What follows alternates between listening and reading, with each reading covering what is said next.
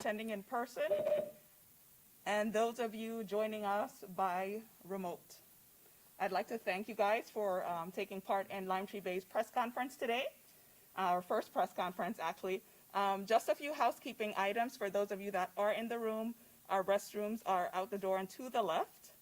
And then of course, for media, we're going to start with a brief statement. And then of course, I'll introduce Mr. Rinker. He'll provide that statement to you. And then also, before you ask your questions, we'll ask that you identify yourself and identify your organization.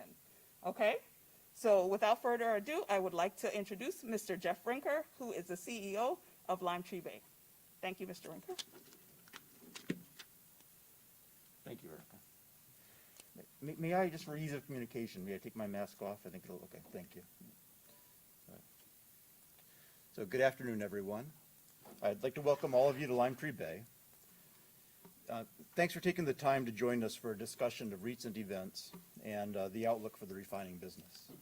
My name is Jeff Rinker. I've been the CEO of Limetree Bay since last November. And joining me here in the room today are Tara Graham-Hodges, who is our HR manager, and also Erica Parsons, our communications manager, who you just heard from. We don't have any big announcement to make today. The reason for holding a press conference is just because we've been hearing a lot of requests from the community and from the media for more information about what's going on at Limetree Bay. And I think that I probably, myself, haven't done a very good job of satisfying these requests for more information about what's happening in the company. We just wanted to give an opportunity for people to come and ask questions and have a dialogue about what's been going on in the business recently.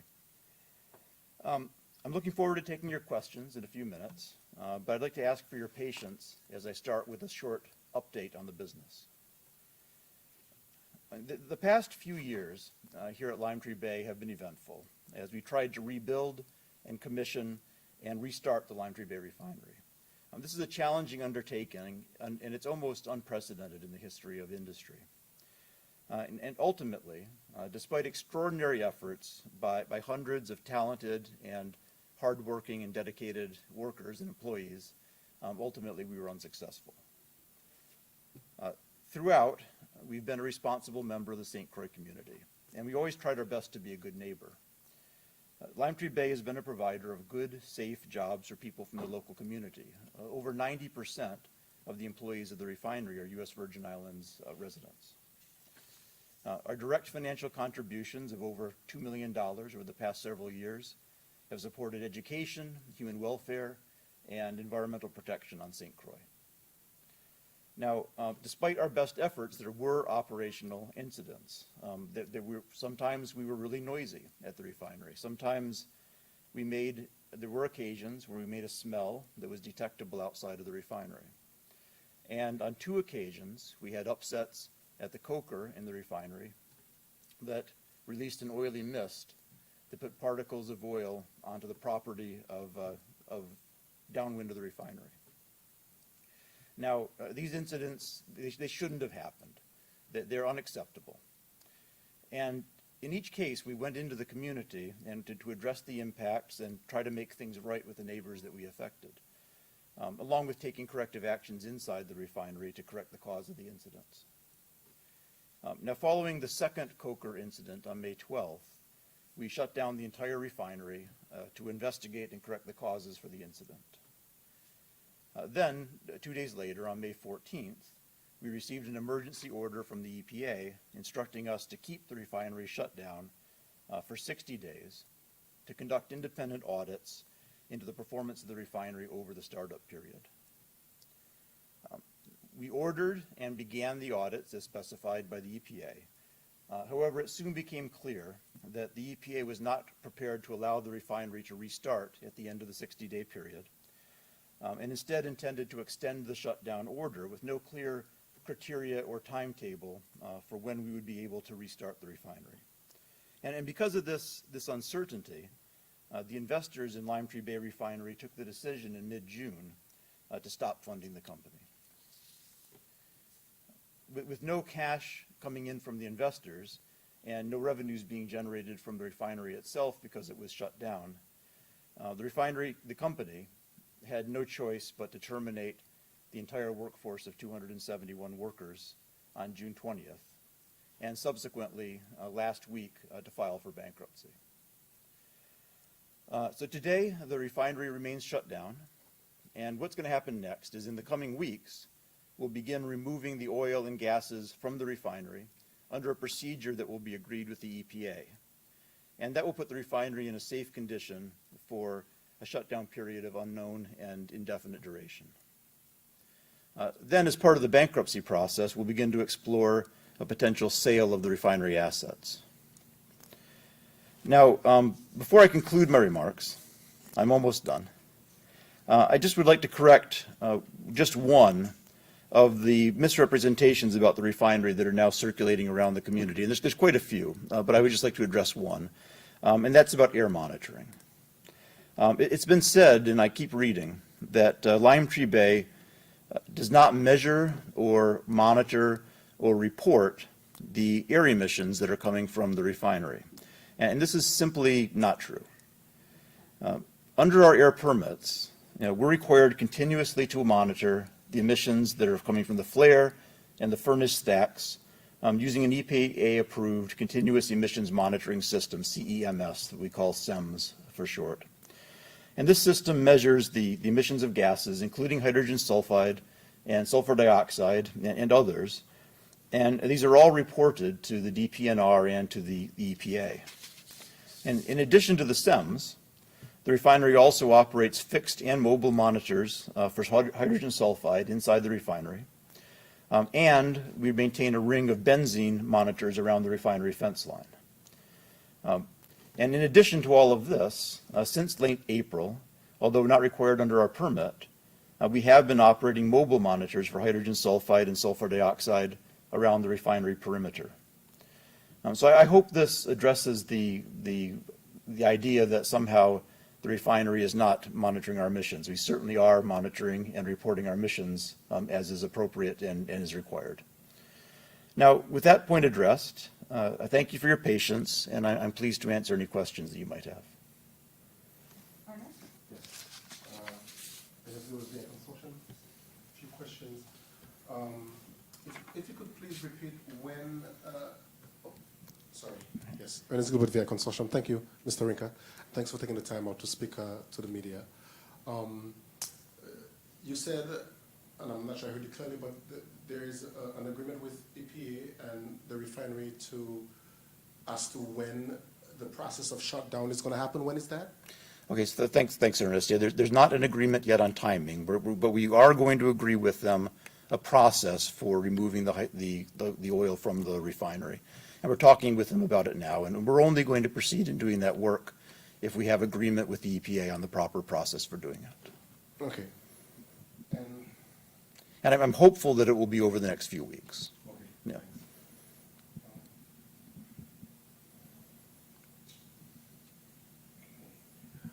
And I guess I want to ask, I guess what I could say is a blunt question. We are now in, like you said, bankruptcy. The shutdown will be indefinite, meaning there's no time. The future is uncertain then.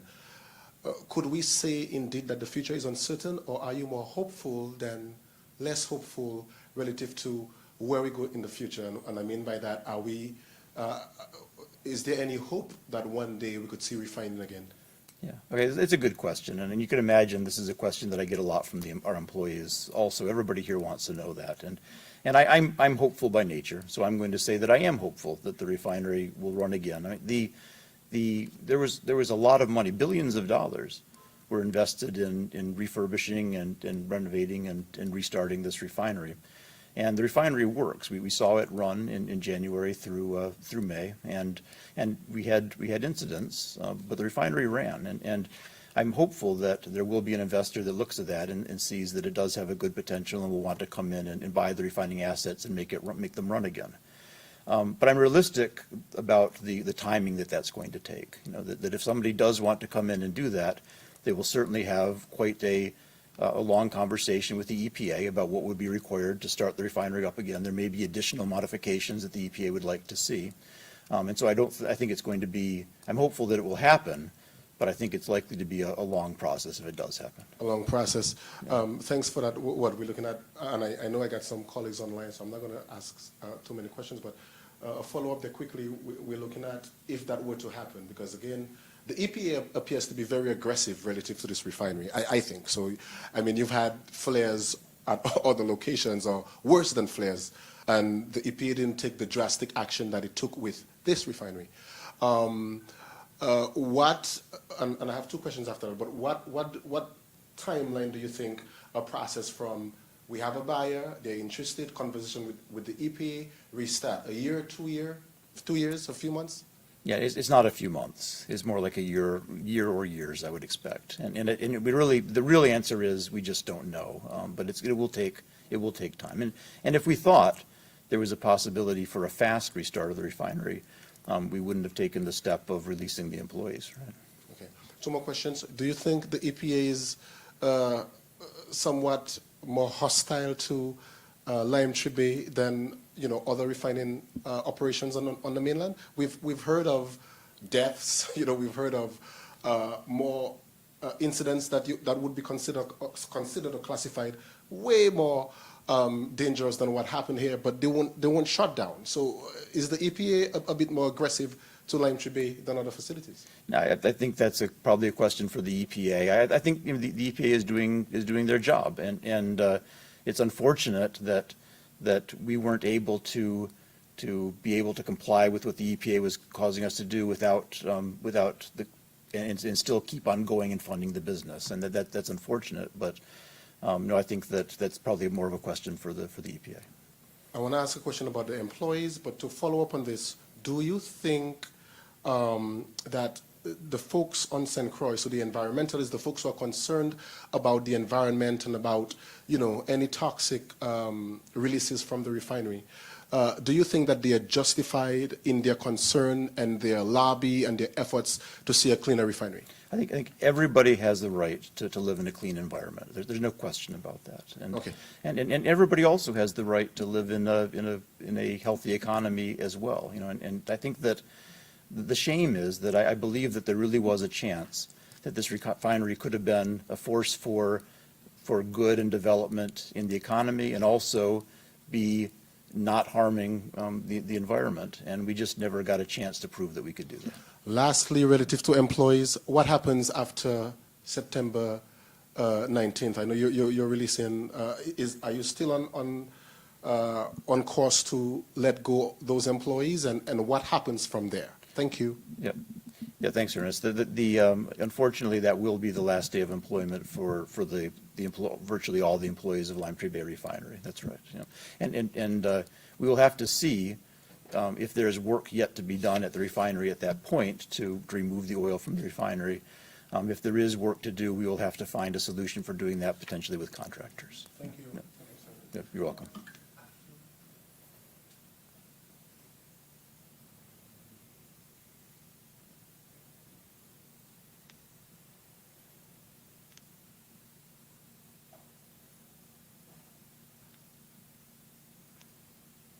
Do we have any questions online?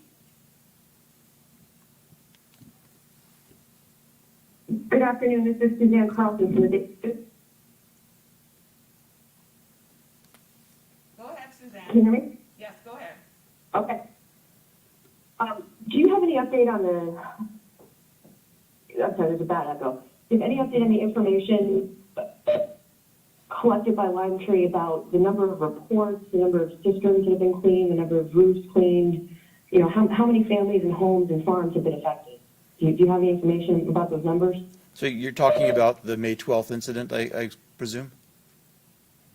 I'm talking about all incidents because the EPA Justice Department claim is saying now, since that predate is frequently. Prior to this restart, there were other incidents in December, I believe. So, was there any cause for concern then? So there were two incidents in the duration of the startup and commissioning period, where we had two incidents that happened at the coker that caused particles of oil to be deposited on people's property outside the refinery gate. One happened on February 4th, and one happened on May 12th. The May 12th incident was larger and covered more area than the February 4th incident.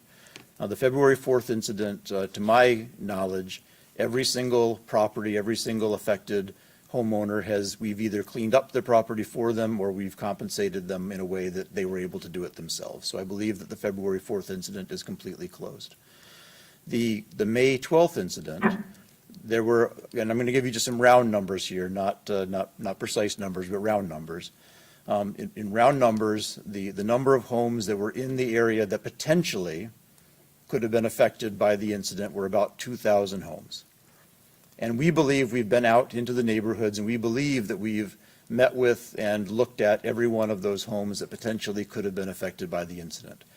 Now, if anybody out there is listening and you're in the area and we missed you, please do let the refinery know, and we'll put you on a list and we'll get out there and have a look at the property if you think that there were effects and we didn't come and talk to you. But we think that we've been to everyone. Out of those 2,000, some of those properties didn't have any oil effects on them at all because it was kind of scattered, and some did. And of those that we looked at, and again, in round numbers, around 1,000 people we have come to an agreement with, a settlement agreement, in most cases where they are going to receive money that will allow them to do the cleanup, necessary cleanup of their property, their home, or the cistern, or both themselves. So that's about where we stand, and the rest, either there were no effects, or they did not agree to a settlement, and that's broadly where we are. Now, of the 1,000 that we've agreed settlement. Oh, sorry. Go ahead. Please ask your question. How many people were affected by the February 4th incident? Yeah, we're going to have to get you that number. I believe it was about 100 homes. But I'll ask Erica to follow up in case I've got that wrong. Okay, so you said that the refinery hadn't had an opportunity to prove that it could function without polluting people's homes, but there were months in which the refinery had that chance, right? And it wasn't until the only remaining coker unit was no longer functional that the refinery was shut down. Is that accurate? The refinery shut down after the second incident, and yeah, my statement only was that I do believe that given the dedication, the skills of the people that work in this refinery, that given time, we would have shown that this could have been a positive part of the St. Croix community. That's just my belief. So how many people do you think would have been an appropriate number to limit refinery effects? I'll put it that way. I mean, how many homes can be covered in oil before the refinery has to stop and reassess and fix the problems? Yeah, as I said at the beginning, none of these incidents should have happened, and nobody should have specks of oil or particles of oil on their property from the refinery. That's not being a good neighbor, and that shouldn't have happened, and I know it's not acceptable. So the answer is 0. It should not happen. It did. We're sorry for that it did happen, and we tried to do our best to make things right with the community that was affected. What about public health? I know that people have claimed that Limetree got out and warned everyone not to drink from cisterns, but now you're saying that there's a possibility that some people may not have had cleanup made. Is there a chance that people have been drinking water contaminated with oil from the refinery? Now, when the incident happened, we asked people or advised people that were in the area that was possibly affected to disconnect their the spout from the roof to the cistern, and we've been providing water to people who were not able to use their cisterns during this period, and we continue to do that. How is that notification made, though? Because there was no public announcement. I didn't receive a press release at the time it happened. Did we do that through Vitima? I don't know. We did. Okay, yes, yeah. We did that through Vitima. So Limetree Task Vitima was going door to door? The alert notification, we use the emergency alert notification. I'm told that we used the Vitima alert notification system to get that word out. And of course, subsequently, we did, in fact, go out to the neighborhoods and go door to door over time. Okay, why was the press release not sent to the media so that people could be made as aware as possible? Yeah, I think the system in St. Croix for getting an emergency notification out to people is through the VITEAM emergency alert system, and that's what we used. And we did also, The company provides press releases on other matters. we also did put out a public statement about the incident as well. Weeks after it happened, right? No, I think it was the day of or the day after. February 4th, that first incident, there was no notification. No, I'm sorry. I thought we were talking about the May 12th incident. No, you're right. The February 4th, we did not put out a press release immediately after. That when we went directly into the neighborhood and went door to door on that incident. That's right. Okay, I'll leave it there. Thank you very much. Thank you. Other questions?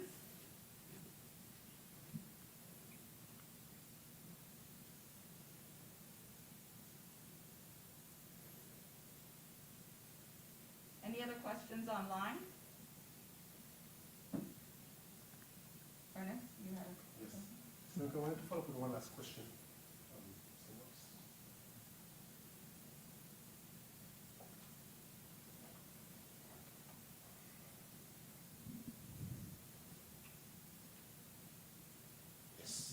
Thank you. Let's go with the consortium. Mr. Rinker, I wanted to follow up with one last question relative to the oil storage terminal, the terminal operation.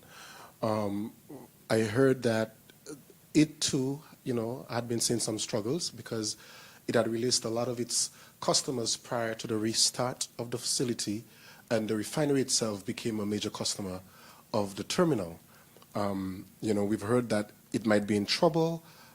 Just an update on that. How is the operation of the terminal looking? That's it. Thanks. Yeah. Thanks, Ernest. So yeah, the terminal. Of course, the subject for this meeting today is meant to be the refinery. So, but we can have another one of these on the terminal at a different time. But just briefly, the terminal, the refinery is one of the biggest customers of the terminal. And clearly, if you're a business and you lose one of your biggest customers suddenly, the way that the terminal lost the refinery, that has a big effect on a business. But the terminal has other customers, and there was a lot of investment made in the terminal as well to prepare for the refinery restart, which makes it a better terminal for anybody who wants to be a customer. So the terminal will have a tough time ahead of it, and we'll have to go and replace the refinery as a customer. But for example, the emergency order from the EPA, this does not affect the terminal at all. The terminal, while they have a tough time ahead of them, I expect that they will have a good future. Do you have a count on employee totals for the terminal? Yeah, we have around 110 to 115 employees at the terminal. Yeah. You're welcome. Any final questions?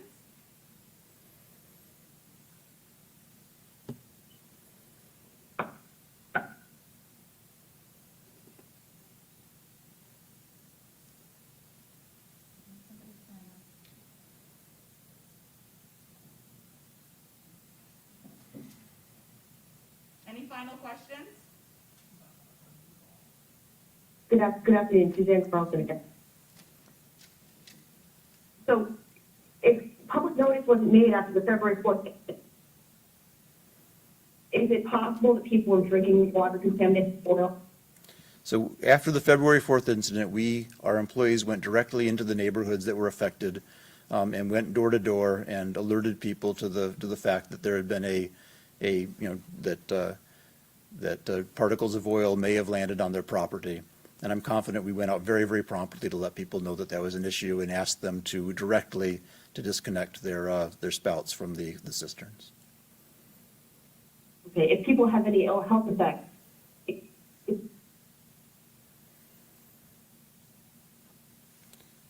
Sorry, Suzanne, I only heard ill health effects.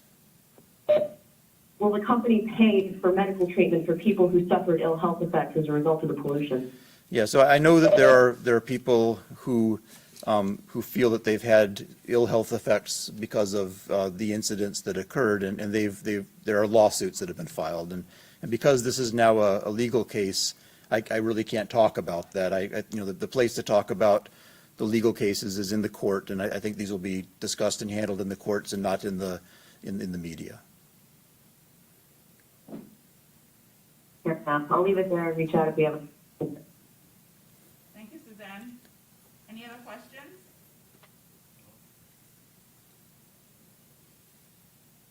All right, if there are no other questions, we'd like to thank you for joining us today for Limetree Bay's press conference. And have a good day. Thanks. I'd also like to add my thanks to everybody who took the time to join us. And again, I'm sorry if we haven't been as accessible and as communicative as maybe we should have, and certainly want to try to rectify that. So thank you so much for taking the time.